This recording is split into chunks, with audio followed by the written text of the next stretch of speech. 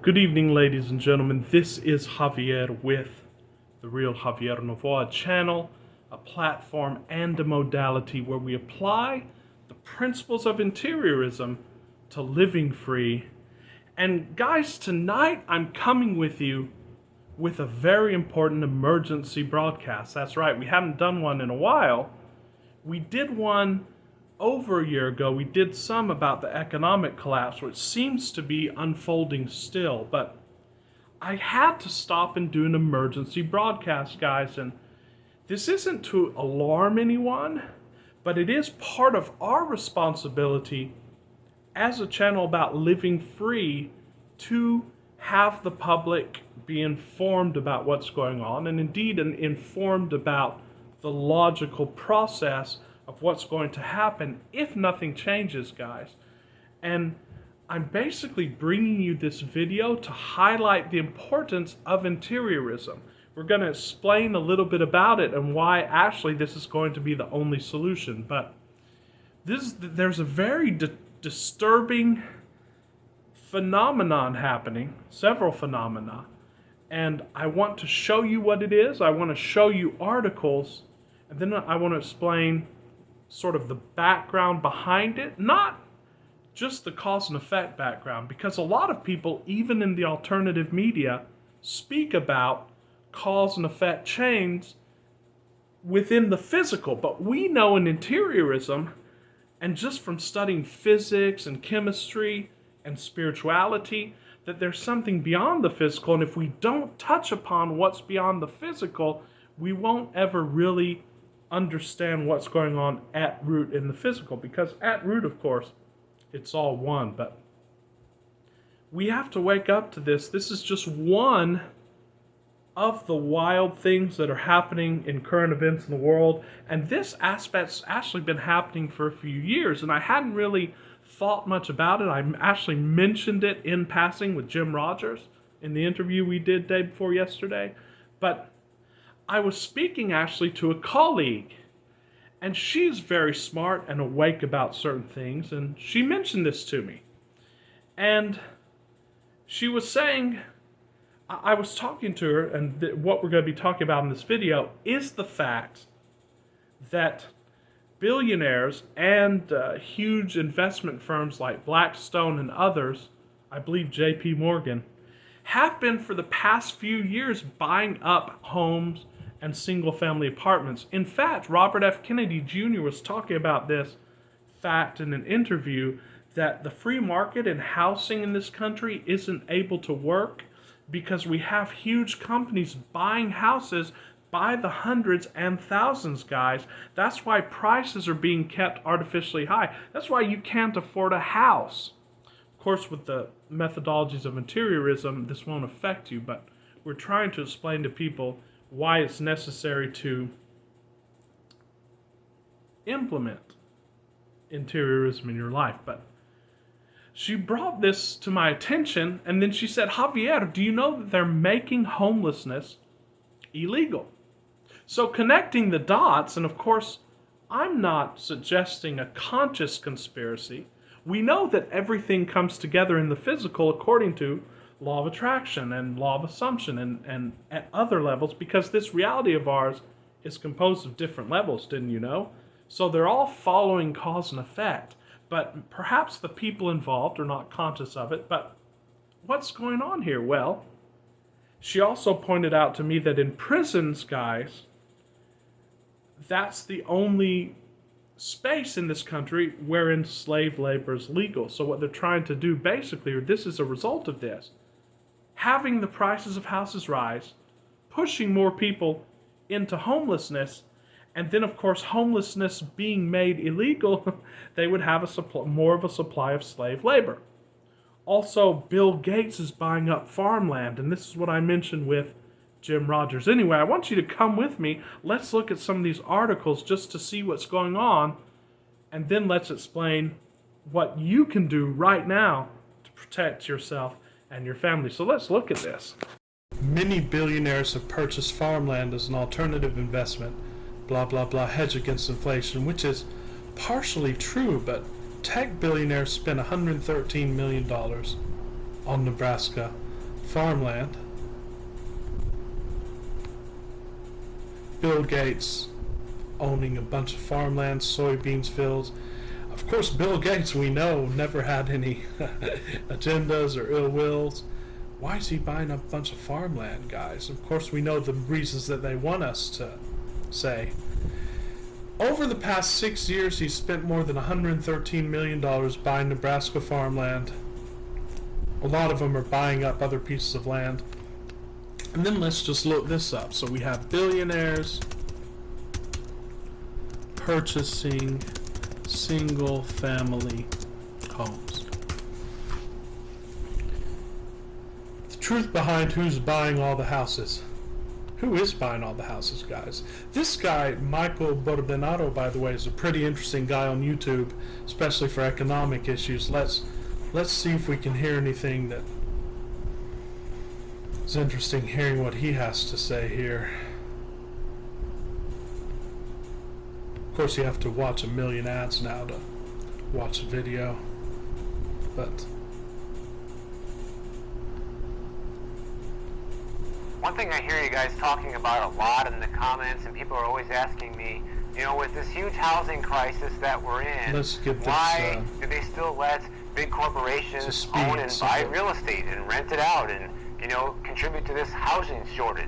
And that's a good question, guys. Some states are pushing forward initiatives to try and change that. So states like New York and California, those are Democrat-run states, and they're pushing forward initiatives. And they have other states like Ohio and Nebraska, and they have some Republican bills on the table to try to eliminate Wall Street buying up all the homes. One interesting point that this story mentions in here is, you know, a lot of people are against HOAs, right? People don't want to live in an HOA community. They say, I'm never going to live by their rules and all this and that, don't want to be told what to do. But I hate that too. But the one good thing I would say about HOAs that they do is some of them, anyways, they eliminate the possibility for investors to buy. Some of them are strict, like you cannot rent your property. You have to be. But anyway, guys, everyone's been talking about this. I've shown you all of the articles. And so basically what this colleague was telling me, by the way, let's look at this, guys. Homelessness being made illegal. So the U.S. Supreme Court on Friday cleared the way for local governments to more aggressively enforce camping bans and punish homeless people for sleeping outside. So they're basically going to make homelessness illegal, which Trump has even talked about this, the fact that they would make camps for homeless and so on and so forth. I think it's horrific because, again, I am a libertarian and I believe in free markets, but in a true free market society, we wouldn't be having this massive homelessness, guys. This is being created by non-free market forces. And so, yeah, it seems, and I'm not saying this is a conspiracy because I don't know, but it seems to me that the stage is being set to more people aren't going to be able to afford homes. In fact, probably the majority of normal people. We know that normal people are one paycheck away from not being able to afford their rent or their mortgage. So this would be the perfect storm. Just making it harder for people to have this quote-unquote American dream. So this is a wake-up call for everyone who said, well, I followed all the rules and so on and so forth. Guys, we don't care if you followed the rules. Nobody cares anymore because it doesn't matter how hard you work, how much you do, guys. You're not going to be able to afford it if these trends continue, and it seems like we're going into this, unfortunately. So I want to explain to you what we can do about it, because there is something that all of us can do about this, guys, and it's very important. So let's explain what to do about this. So why am I sharing this with you guys? Especially in the law of attraction, law of assumption space, there are many teachers who will not share these aspects with you because they say they're negative. And that negativity can block your creation. But with interiorism, we've transcended that, ladies and gentlemen. We've gone to a higher level than that. I know that the majority of people who really watch this channel, the majority of subscribers, the people who benefit, and, you know, let it be known, I want to get more subscribers to the channel just so that we can get this information out to as many people as possible. But at a certain level, I really don't care how many people watch my videos because, again, we're all one, and we know according to the law of attraction and law of assumption, all of the information that someone needs will be attracted to him, brought to him, and so there's nothing that I need to do to try to make that happen. I'm just working according to my joy. I'm working according to my highest excitement, really playing. And if you want to join me and I can benefit from you, I love that. That's my purpose here in this simulation. But I don't really necessarily need that it be masses of people. I would like that, but I know everyone's not ready. The people that are ready will come and get the information. But there's no negative or positive, and we're going to talk about this just a little bit more. I want to go into a deep dive video on what interiorism is. In fact, I'm working on something that's going to expound that in a way that I believe it hasn't been expounded before. Stay tuned for that. But in this video, I want to just do a quick, as quick as I can, explanation on it, because this is your only escape, guys, and that's why I bring these issues, economic, social, political, and otherwise, to your attention, because for those who are on the fence, it's a wake-up call. And just remember, the first aspect that you have to realize here is that the determinists are right, and you're going to be surprised to hear that from a channel that talks about spirituality. The determinists are right. The people who believe in scientism are correct in their own level. And this is many levels, guys. But on this level, on the empirical level, and I've talked about the fact from the beginning of this channel that we always start with the empirical. We're not people who, let's put it this way, I'm not someone who's going to tell you to believe in something because I say it. Please don't believe it. Please go and verify it. You have to figure it out for yourself. The Buddha said, be a light unto yourself. More recently, the great spiritual teacher Krishnamurti, who will have more occasion to return to his teachings because he will set you on a pathway to knowing what is. I would not say knowing the truth, because truth itself is a fixed point and therefore a limitation. We're going a little bit deep here, guys. Not as deep as we're going to go in the next video where we talk about this, all of the aspects of this, but deep enough to where it'll weed out the people who aren't serious about it. And if you're not serious about it, just rewind the video and go back to what we're talking about and see if you have any option. But again, be a light unto yourself, as Buddha, as all the great spiritual teachers said. Do not take anything from me. Verify it. So we're not a cult here. On the other hand, the people who seem to be in charge, and again, this is all empirical. I don't have any inside knowledge. I don't know. It could be wrong. But it seems like they are in a cult. We're going to explain this just a little bit. But the main point of this is that the way in which the world is going, you really don't have a choice but to go deeply into interiorism if you're going to have any kind of existence worth talking about. So the determinists are right, and the proof is very empirical, guys. You think you have control over your life, but do you? There are so many things that you have to do. I don't want to mention the biological necessities. You're constrained by those. No matter where you drive, you have to stop to use the restroom. You have to eat. You have to drink water. You're so dependent, and many of these depend upon chains of cause and effect that if you studied your whole life, you wouldn't be able to figure out, guys. How does water come to you? Do any of us know? I don't know how my water comes to me. I have a bit of an idea. Take it a little bit further. You're on a tiny ball, tiny according to the cosmic scale, almost infinitesimal, spinning around a huge ball of fire. And that ball of fire, I believe, can fit in millions of Earths. I Don't have the number in front of me right now. Probably should have, but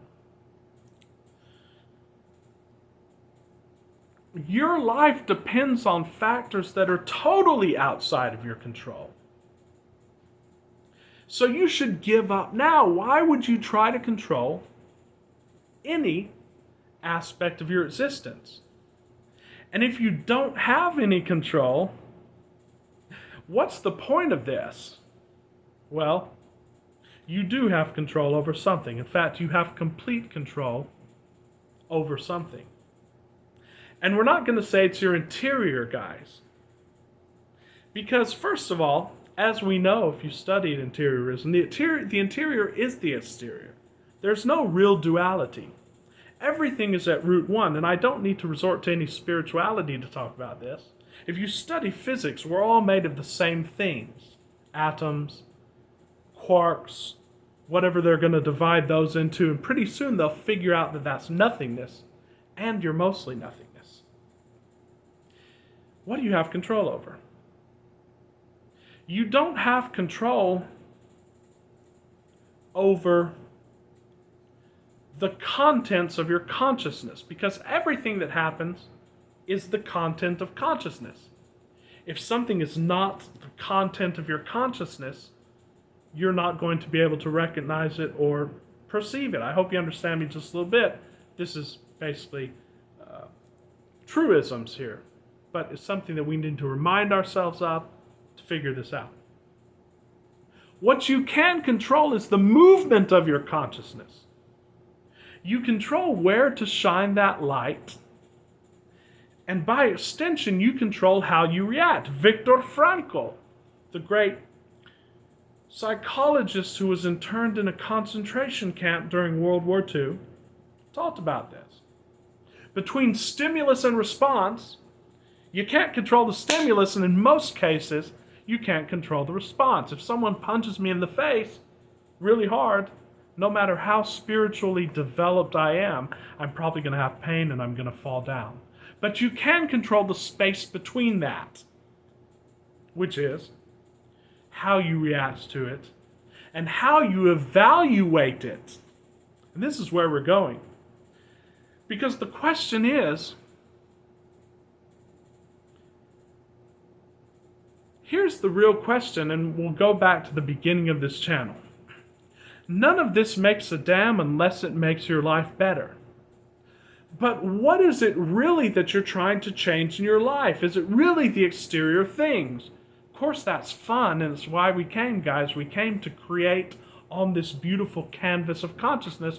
Otherwise, we would have just remained in that one, in that total pure potentiality. But we came to turn the potentiality into actuality. And we have a number of tools to do that. But at root, why do we do that? It goes back to Abraham Hicks. To feel better. But is this feeling better a physical feeling? Let's think about it. Let's analyze it. Not analyze it logically, but let's analyze it without thinking. Because, as Einstein said, you can't solve a problem at the same level at which it was created. All of these problems that we have, the ones that we just talked about, the billionaires trying to buy up this farmland, they're doing it because of fear too. How do we escape fear? How do we do it? Well, what are we trying to do? We're trying to feel better. But oftentimes we can't even control our feelings, because if someone triggers me, and trigger I know is a powerful term that's being used a lot of late. Sometimes someone can bring up a memory or a sensitivity within me, and I will feel fear. I will feel anger despite myself. So, what am I looking for? Because I can't even control that. I can go beyond thinking. That's where we need to go. That's where you will be good.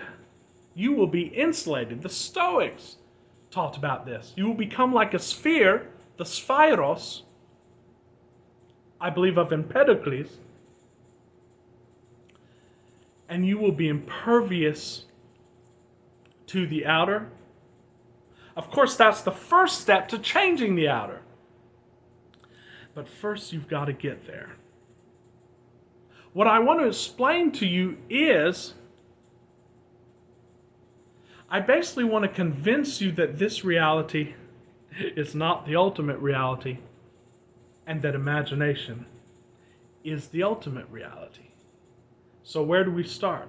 We start with the fact that, again, all of these words that I'm going to use with you right now are just words. And we've just said that the problem has to be solved beyond thought. Well, words are an offshoot of thought. So words can never explain what the thing is. You have to experience it. But if I can point you in that direction, then you can experience it. And then no one will need to teach you. You will know. There is no teacher. All we can do is point you in the direction. So what is this, guys? Only you can know, and you have to do it by questioning. To go beyond thought, we have to first question what are our long-held thoughts. And sometimes those are individual, and sometimes those are societal and communal. Let's penetrate this. Neville Goddard said in one of his lectures that current existence, or reality, is a very thin crust. It can be penetrated actually very easily by meditation. What we're going to do is, in effect, a meditation, an intellectual meditation that will take us beyond the intellect, show you the promised land, so to speak, and then teach you how you can use it to basically deliver yourself and your family from whatever consequences would happen on this film roll. So there are different layers to this, guys, and basically what I want to give you now is the way of transcending it. Because there is a state, yogis have reached this state, guys, and again, take no authority, but I can give you examples to show you that it is possible, and there are eyewitness accounts of this. You read books like Autobiography of a Yogi, and it's not necessary for you to be a yogi to get to this. Everyone has this, guys, because we're all divine. Everybody has this. But the yogis have gotten to a state, and yogi just means someone who is in union. It's not people who do all these postures and so on and so forth. It's someone who is living a life in union with what is, with the truth of what is, guys, not with a simulation. So there have been many stories of yogis that someone would have to walk behind them because they would be in so much bliss that they would fall out, they would pass out. You can live like that too. We can all live like that. And all it takes is to come into union with the observer, to become the observer. But first of all, in the simulation, guys, so many scientists, including Elon Musk, and we'll go into the proofs of this, there are mathematical proofs that we're in a simulation. And again, if you just look at physics, you'll see that what we see is not the reality. And there are different levels of knowing, because physicists and scientists and mathematicians know this. They know that outer reality is not reality, and yet they still chase. They still crave reality. And it's that craving and that chasing, guys, that's born of an ignorance of the actuality of this. Because who would crave a phantom? And then if you read the philosophers like Fawcett and the imaginalist philosophers, they prove through experimentation, through philosophical experimentation, that everything is imagination. Read Berkeley, who was a great British philosopher. He was a radical empiricist, and yet he talked about the fact that nothing exists unless it comes into fusion or contact with the senses, which is basically what we say, that nothing exists on the outer, it's all on the inner. So, knowing this, now there are levels of knowing. For example, politicians and criminals and people who try to take advantage of other people, and also people who try to help people, a lot of them have great understanding and insight into psychology, into what makes people tick. But yet they cannot reflect and look upon their own psychology. So, having gathered, either through experience or through reading, a great knowledge of psychology, they know how to manipulate others, but they cannot manipulate themselves into being happy without having to manipulate others. There are still higher levels. Religion, guys, and again, there's so much rich spirituality in every religion. There are beautiful traditions, beautiful arts. But I believe that orthodoxy in any religion is a very dangerous thing. You must believe this. Now, it's a lot better than the existence that the majority of people are living, because the majority of people, again, are purely materialistic, or they simply go one level above the simulation to try to understand, say, psychology or a discipline. And that's a beautiful thing, and it takes you a level above the humdrum. The majority of people are just living in the dirt, guys, like worms, just in the humdrum. There are some people like the management class, the intellectual class, that lives a little bit above that and is able to understand the underpinnings of reality in certain sciences so that they can get ahead. There's another level, again, religion. You must believe this. God is here. There are several articles of faith. That takes you above the first few levels, but then it keeps you trapped and imprisoned in another level to where you can't go above. There's a greater level than this, guys.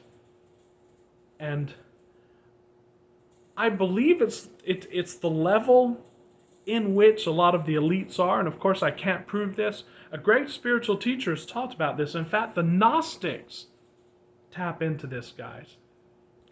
Think about this. If you go into Eastern philosophy, this is a step above that faith religion. It's going into so-called spirituality, because it deals with things that are unseen by us. But it's still not the ultimate. It's not interiorism. Here's why. Reincarnation. Okay. I will ask with Krishnamurti. What reincarnates, first of all? Now, there's no doubt that there is reincarnation. There's no doubt that something comes back. But what comes back? Is it the ego? No, because every personality has its own ego. There are certain memories. There's been a child, I believe, that was found in one country that I believe spoke a language from another country. There are many stories like this. People have dreams and regressions and so on and so forth. Something reincarnates. But that something, whatever it is, think about this, is still within a trap. Why? Because it's within a state of, I must reincarnate. And this is where karma comes in teachings like this. And this is where general teachings of, I'm here to learn lessons. I must learn a certain lesson or I cannot reincarnate. Again, yes, spiritual books say this. But why? Is it really true? And I tell you no. Why? Because there are no musts in the ultimate. Of course, in the simulation, there is a must. There's cause and effect. But is there something beyond cause and effect? There must be something beyond cause and effect. Because what does cause and effect exist within? And I'm telling you, unless you get out of that cause and effect, that karma, that reincarnation, you're still trapped. And the Gnostics have talked about, and many current spiritual teachers talk about the fact that elites, and we won't go much more into detail, but whoever's controlling this prison grid that I call it, they're stuck in reincarnation. In fact, a spiritual teacher has said, I'm not saying this, great spiritual teacher, and again, we're going into a little bit of speculation here, but I'm telling you, it seems probable. Whether or not it's true, what I'm saying still holds. Because ultimately you can prove it in your own experience. If I need chocolate and chocolate's taken away from me, I'm going to be unhappy. And eventually chocolate is going to be taken away from me. So I have to be unhappy. How can I at least regain happiness or tap into happiness? We'll go into that. But these elites have done all the karma, are being reincarnated again and again, and in fact, spiritual teachers said they're leaving themselves wealth again as they get reborn. As wild as that sounds, but spiritual teachers have said this, and to me, credible individuals. But they're so bored. Why are they doing all these crazy things? Because they're bored now, and they're dying of boredom. Eventually, after you've explored all these states, you will be in a state of boredom. That's why we always say it's not about the things. It's not about the state. It's about the creating. And it's about being and living in love. So, what about God, guys? I'm going to say something that's going to blow some of your minds. And a lot of you aren't going to be ready for this. So if you're not, you can turn it off. But the Gnostics talk about this God called Yalbadoeth. I think they pronounce Yalbadoeth. And he is the creator of the earth. He thinks he's God, but he's not.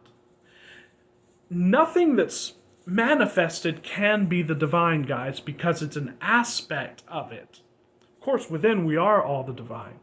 But if anyone tells you, I am God, by definition, it's invalidating itself. And I remember the stories from the Sufis, from the Islamic mystics like Abdul Qadir al-Jilani and others.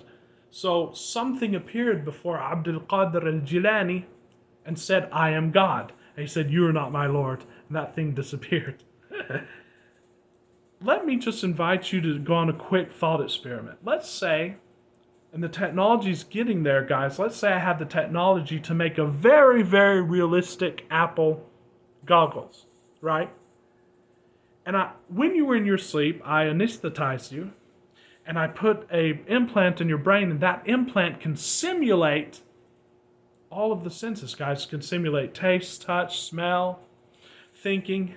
And then I put those goggles on you, guys, and I put headphones in you.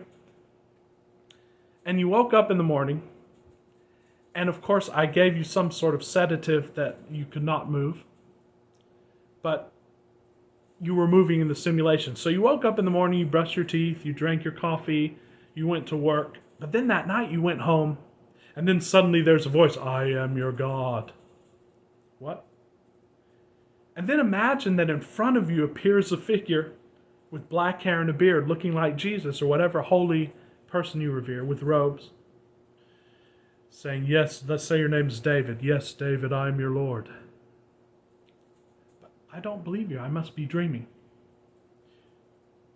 And then, before your brother died a few years ago, let's say. Before you appears a coffin out of nowhere, and then your brother gets up out of that coffin, and you see that. Lord, I still doubt it. Show me something. What do you want, my son? $1 million. And then before you appears stacks of $100 bills, you count them, it's $1 million.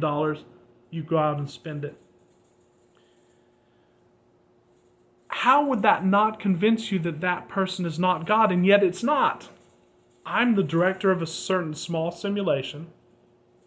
I'm giving you those images, and you believe I'm God. I can do it, and I'm telling you there will be the technology to do it, if not now, in the very near future.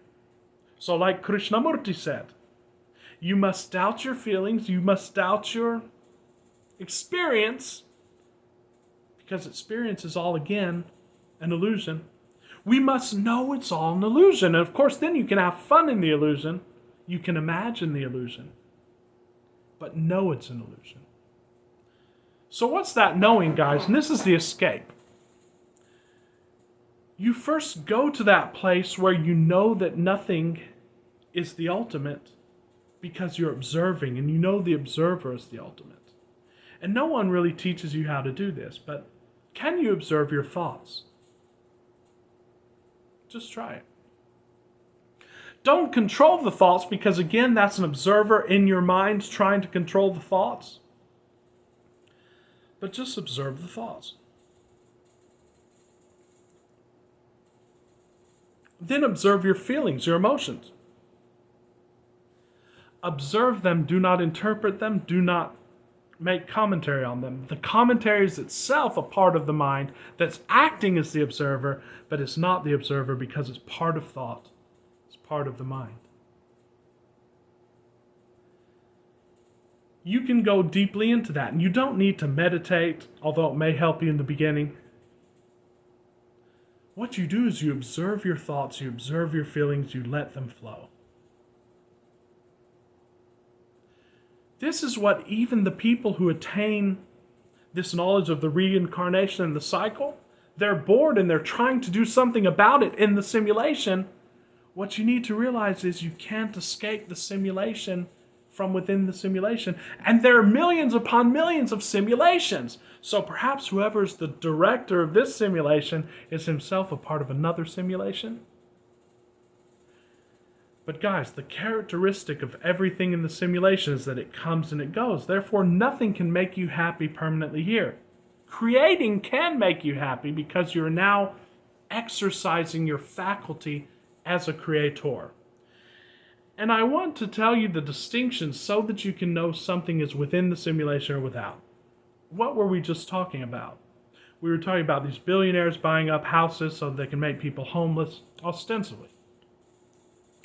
This is force, guys.